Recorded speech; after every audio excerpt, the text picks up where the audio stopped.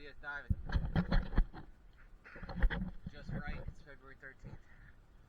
Zincs are starting to get to the end of their life. I don't think they need to be changed just yet, but next month we'll be taking a better look at them, see what's going on.